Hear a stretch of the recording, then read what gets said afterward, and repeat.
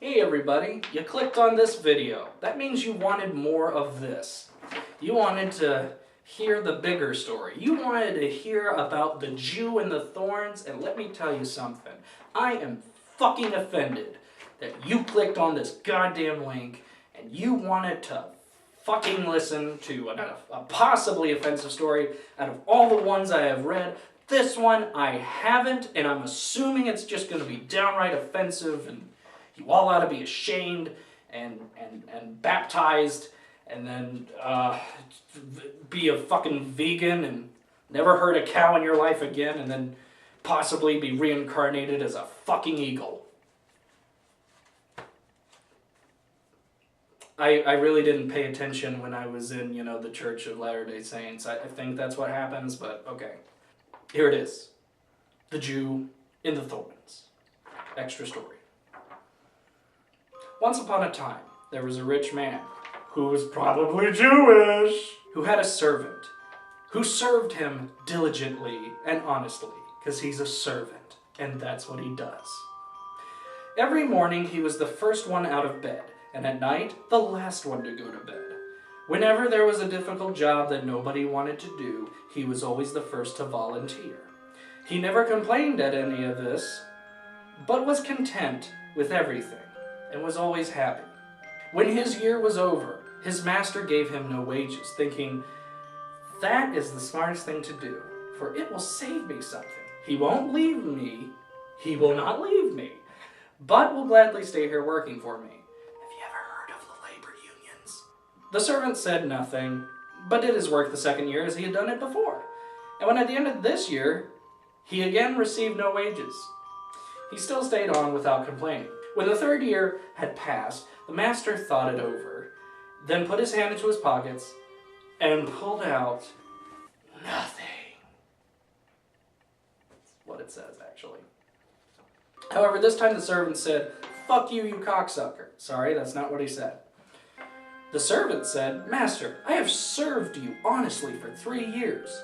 Be so good to me. Give me what by rights I have coming to me. I would like to be on my way and see something else of the world. Fuck you, you cocksucker." That's when it says it. "Yes, my good servant," answered the old master. "You have served me without complaint, and you shall be kindly rewarded." With this, he put his hand into his pocket and then counted out 3 hellers, one at a time, saying, "There, you have a heller for each year. That is a large and generous reward. Only a few masters would pay you this much." So in US dollars, it's like $5 a pop. The good servant, who understood very little about money, put his wealth into his pocket and thought, now that I have a full purse, why should I worry and continue my play and plague myself with hard work? That's where I get paid, get laid, sit on it, spin it. I'm fucking out of here. So he set forth up and down, singing and jumping for joy. So he set forth. Now it came to pass that as he was passing by a thicket, a little dwarf stepped out and called to him, "Where are you headed, brother Mary? You don't seem to be burdened down with cares." "Why should I be sad?" answered the servant. "I have everything I need. 3 years' wages are jingling in my pocket." Don't ever say that. "How much is your treasure?" the dwarf asked him. "How much? 3 hellers of real money, precisely counted." Ha ha ha. "Listen," said the dwarf. "I am a poor and needy man, and a dwarf, which is why I'm a poor and needy man. Give me your 3 hellers. I can no longer work, but you are young, and you can easily win back your bread." Don't know what that has to do with anything, but okay. Now, because the servant had a good heart and felt pity for the dwarf, for the little person, he gave him his 3 hellers, saying, "In God's name, I won't miss him." Then the dwarf said, "Because I see that you have good heart, I will grant you 3 wishes. Because he's a fucking dwarf. "I will grant you 3 wishes, 1 for each heller. They shall all be fulfilled." "Aha," said the servant, "you are a miracle worker. Well then, if it is to be so, first of all, I wish for a blowpipe that will hit everything I aim at. Second, for a fiddle that when I play it, anyone who hears it will have to dance. Okay? And third, that whenever I ask a favor of anyone, it will be granted. The third one sounds pretty good. I wonder if that'll come up again at some point in the story. You shall have all of that, said the dwarf. He reached into the bush, and what do you think? There was... And what do you think? Who fucking wrote this? He reached into the bush, and what do you think? There laid a fiddle and a blowpipe, all ready just as if they had been ordered. Okay. He gave them to the servant, saying, No one will be able to deny any request that you might make. What more could my heart desire, said the servant to himself, and went merrily on his way. That was offensive. Soon afterward he met a Jew, who was standing listening to a bird singing high up in the top of a tree, demanding that he give back one of his nickels, because money ain't cheap. One of God's own miracles, he shouted, that such a small creature should have such a fearfully loud voice. If only it were mine. If only someone would sprinkle some salt on its tail. Kosher salt? If that is all you want, said the servant, then the bird shall be down here. He took aim, hit it precisely, and the bird fell down into the thorn hedge.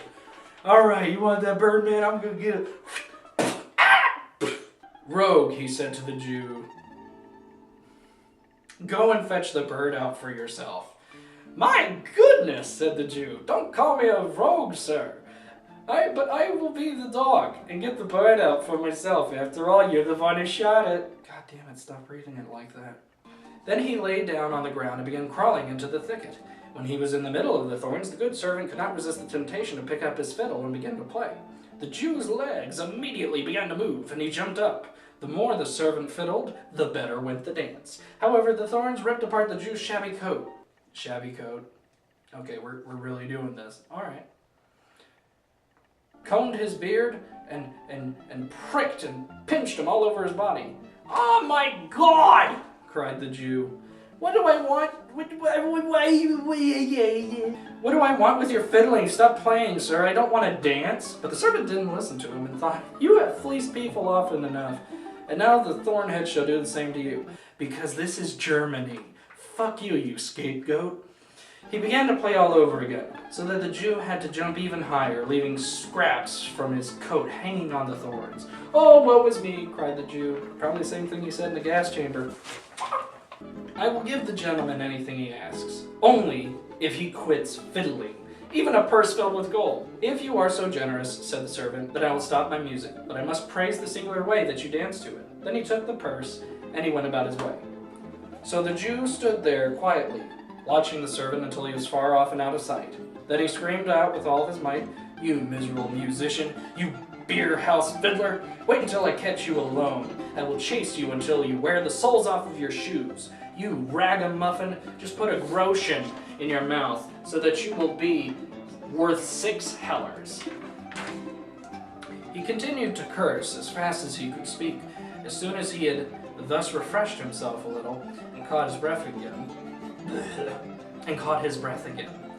he ran into the town, to the judge. Judge, sir, he said, oh, woe is me, my little attorney self. Oh, God damn it. See how a godless man has robbed me and abused me on the open road. A stone on the ground would feel sorry for me. My clothes are ripped into shreds, my body is pricked and scratched to pieces, and what little I owned has been taken away with my purse. Genuine ducats, each piece more beautiful than the others. For God's sake, let the man be thrown into prison. The judge asked, was it a soldier who cut you up with his saber? God forbid, said the Jew. He didn't have a naked dagger, but rather a blowpipe hanging from his back, and a fiddle from his neck. The scoundrel could be easily recognized. The judge sent his people out after him. They found the good servant, who had been walking along quite slowly, and they found the purse with the money on him as well. When he was brought before the judge, he said, I didn't touch the Jew, nor take his money. He offered it to me freely, so that I would stop fiddling, because he couldn't stand my music. God forbid, cried the Jew. He is reaching for lies like flies on the wall. The judge didn't believe his story and said, that's a poor excuse. No Jew would do that. And because because he had committed robbery on the open road, the good servant was sentenced to the gallows. Hey! As he was being led away, the Jew screamed after him, "You good for nothing! You dog of a musician! Now you will receive your well-earned reward." The servant walked up quietly to the ladder with the hangman. But on the last rung, he turned around and said to the judge, "Grant me one request just before I die." "Yes," said the judge, "if you do not ask for your life." "Okay, I don't ask for my life," answered the servant, "but let me play my fiddle one more time." The Jew cried out miserably, "For fuck's sake, don't allow it! Don't allow it! God damn it! Objection! Shit!" I might have made up that last part. Why should I not grant him his short pleasure? It's been promised to him, and he should have it. In any event, he could not have refused because of the gift that had been bestowed upon the servant. Fuck it, I don't care. The story sucks. The Jew cried, "Oh, woe is me! Tie me up tightly." The good servant took his fiddle from his neck and made ready. As he played the first stroke, they all began to quiver and shake. The judge, the clerks, and the court officials. The rope fell out of the hand of the one who was going to tie up the Jew. At the second stroke, they all lifted up their legs. The hangman released the good servant and made ready to dance. As the third stroke, everybody jumped up and began to dance. The Jew and the judge were out in front and were the best at jumping. Soon everyone who had gathered in the marketplace out of curiosity was jumping with them. Old and young, fat and thin, all together with each other. Even the dogs that had run along with the crowd stood up on their hind legs and hopped as well. The longer he played, the higher the dancers jumped, until they were knocking their heads together and crying out terribly. Finally, the judge said, quite out of breath, he shouted, "I will give you your life, just stop fiddling!" The good servant listened to this, and took his fiddle, hung it around his neck again, climbed down the ladder, went up to the Jew, who was lying upon the ground, gasping for air, and said, "You rogue, now confess where you got the money, or I will take my fiddle off my neck and begin to play it again." And the Jew said, I stole it, but you have honestly earned it." With that, the judge had the Jew led to the gallows and hanged as a thief. The end. The moral of the story is the Third Reich shall reign supreme. They killed the Jew. You can't make this shit up.